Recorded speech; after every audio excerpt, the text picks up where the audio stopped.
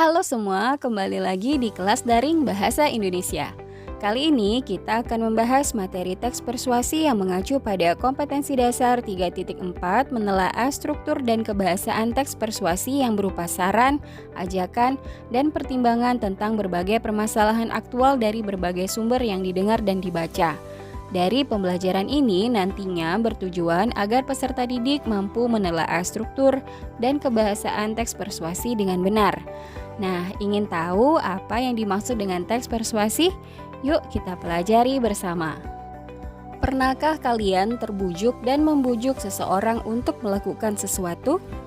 Jika iya, kegiatan tersebut merupakan contoh penerapan teks persuasi.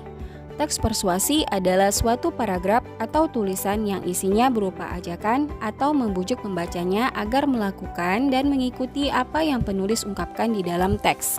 Adapun ciri-ciri teks persuasi yang perlu kalian ketahui yaitu berisi data dan fakta sebagai penguat argumen yang memengaruhi pembaca. Berisi kata-kata ajakan seperti ayo, mari, lakukanlah, dan lain-lain. Meyakinkan pembaca untuk melakukan sesuai dengan yang ditulis oleh penulis dan menghindari konflik agar kepercayaan pembacanya tidak hilang serta kesepakatan juga dapat tercapai. Setelah memahami apa yang dimaksud dengan teks persuasi, selanjutnya kita beralih ke struktur teks persuasi. Teks persuasi memiliki tatanan dan urutan dalam penyusunan teksnya. Adapun bagian-bagian yang membangun struktur teks persuasi yaitu yang pertama, pengenalan isu. Bagian ini merupakan pengantar atau awalan pada teks yang mengenalkan isu atau permasalahan yang akan dibahas pada teks. Yang kedua, rangkaian argumen. Bagian ini berisi pendapat-pendapat dari penulis mengenai isu yang dikemukakan sebelumnya. Pada bagian ini juga disajikan data atau fakta yang mendukung argumen tersebut. Yang ketiga, pernyataan ajakan. Bagian ini berisi kalimat-kalimat ajakan yang ditujukan kepada pembaca untuk melakukan sesuatu. Pernyataan ajakan dapat disampaikan secara tersurat maupun tersirat. Yang keempat, penegasan kembali.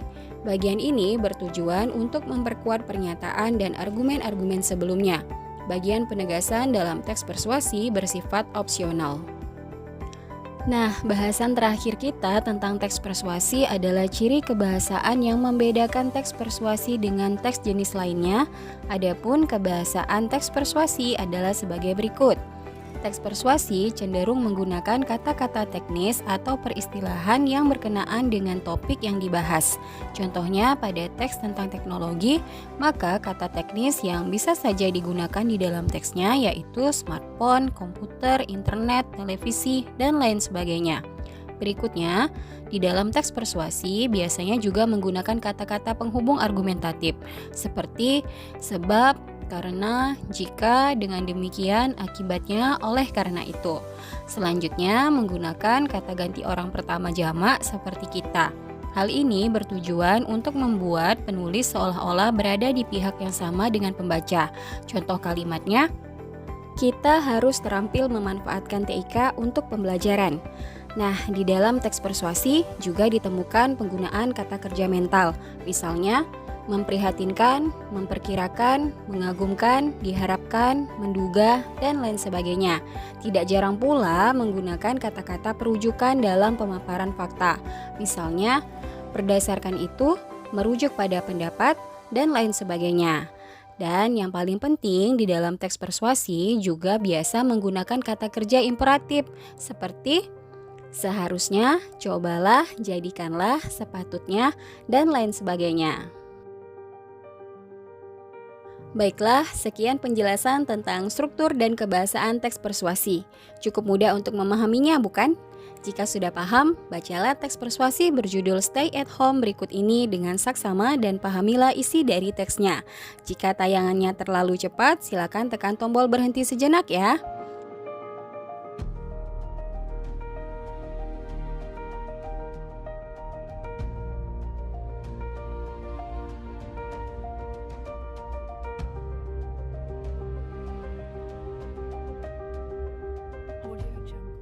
Nah, jika sudah selesai membaca dan memahami teks berjudul Stay at Home ini, dapatkah kalian menentukan paragraf mana yang merupakan bagian dari struktur pernyataan ajakan dalam teks tersebut? Silakan tuliskan jawaban kalian di kolom komentar. Jika belum memahami materi dengan baik, kalian dapat mengulang tayangan video ini kembali.